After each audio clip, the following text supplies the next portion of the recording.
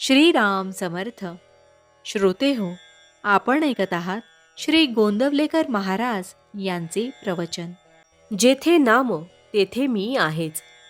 मला नामात पहा असे मी म्हणतो, याचा अर्थ मी देहात नसून माझी वस्ती नामातच असते. कारण आपले मन जिथे असते तिथेच आपण खऱ्या अर्थाने असतो. समजा तुम्ही यात्रेला गेला आहात, पण मन घराबद्दलच चिंतन करीत असेल तर तुम्ही देहाने क्षेत्रात असलात तरी खऱ्या अर्थाने घरीच आहात असे नाही का होत. त्याप्रमाणे तुम्हाला जर कोणी विचारले की तुम्ही नेहमी कुठे असता, तर आम्ही नेहमी विषयातच असतो असेच सांगावे लागेल. ज्यांना जे जास्त आवडते त्यातच ते असतात, हे खरे ना. मग तुमचा गुरु कुठे आहे असे जर कोणी विचारले तर तो नामात आहे असेच म्हणाल ना. म्हणून जिथे नाम चालू आहे तिथे मी आहेच. जो नामस्मरण करतो त्याच्या मागे पुढे मी उभा आहे. शास्त्री पंडित म्हणतात की आमच्याकरिता ज्ञानमार्ग आहे, पण त्यांच्या लक्षात येत नाही की तो अत्यंत कठीण आहे. त्यात अभिमान नष्ट होण्याऐवजी वाढवण्याचा संभव जास्त असतो. ब्रह्म सत्यम जगत मिथ्या हे तत्व त्यांच्या बुद्धीला पटते, पण त्यांच्या अनुभवाला मात्र येत नाही. जग मिथ्या आहे असे ते म्हणतात, पण आपल्या देहाला मात्र सत्य मानतात. नुसत्या विचाराने देहाचे मिथ्यत्व अनुभवाला येणे अत्यंत कठीण आहे. कर्मठ लोक म्हणतात की आम्ही आमच्या कर्ममार्गाने जाणार, आमचा नामावर विश्वास नाही. आम्ही वेदांनी घालून दिलेली बंधने आणि नियम यांचे पालन करणार.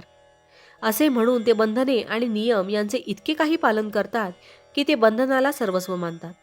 त्यांच्या हे लक्षात येत नाही की ईश्वर प्राप्ती हे साध्य असून बंधने आणि नियम हे साधन रूप आहेत. साध्य साधण्यापुरतीच बंधने पाळायला हवीत.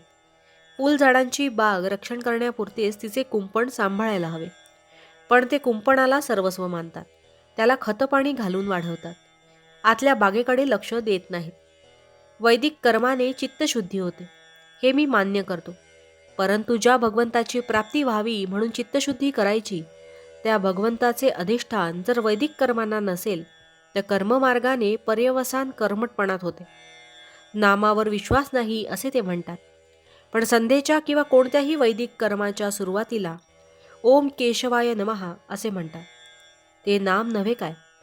वेद म्हणजे भगवंताची स्तुती होय. ती करीत असताना आपले लक्ष शब्दांकडे नसावे, त्यांच्या अर्थाकडे असावे. अर्थ न समजला तरी भगवंताकडे असावे. भावार्थ: रामनाम हे ओंकाराचे स्वरूप आहे.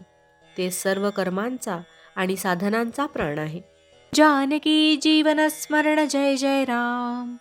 महारुद्र हनुमान की जय. समर्थ रामदास स्वामी महाराज की जय. सब संतन की जय.